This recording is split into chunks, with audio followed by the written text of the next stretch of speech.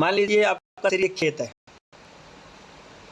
और इस खेत में अच्छी फसल उगी है, और किस्म का जो भी पेड़ है, जो भी आपने नरमा लगा, जो भी लगाया है, बाजरा बीजा है, कोई भी है,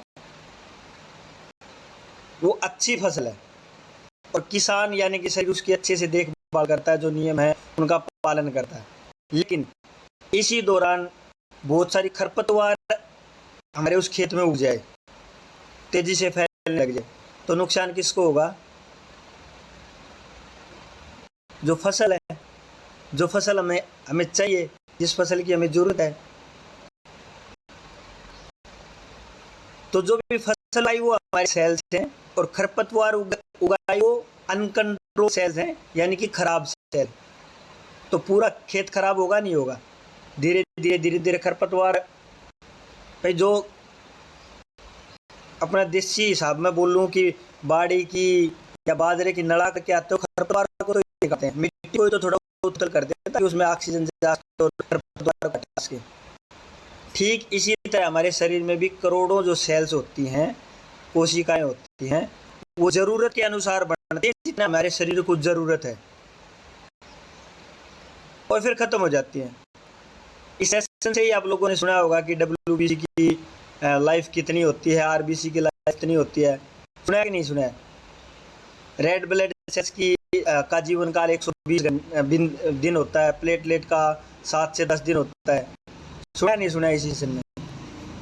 तो वो पैदा होते हैं और 120 दिन बाद मर जाती है।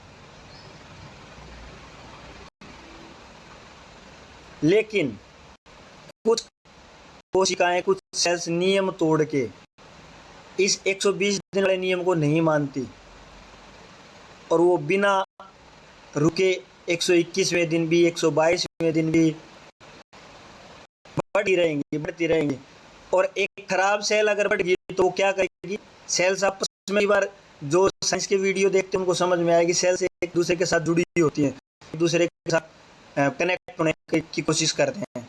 जिसने भी प्रोटीन की बाइंडिंग को देखा होगा, कई सारी चीज़ों से, मोलिक्यूल से मिलकर प्रोटीन बनता है।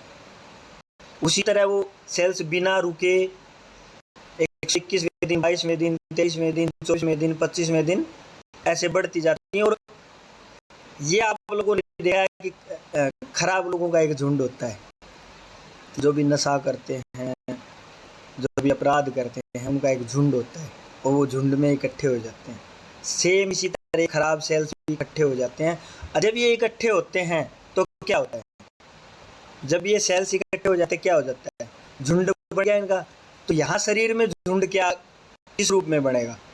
गांठ के रूप। लेकिन सही मात्रा में जिसको कैंसर के रूप में लिया, उसका वजन धीरे धीरे कम हो जाएगा,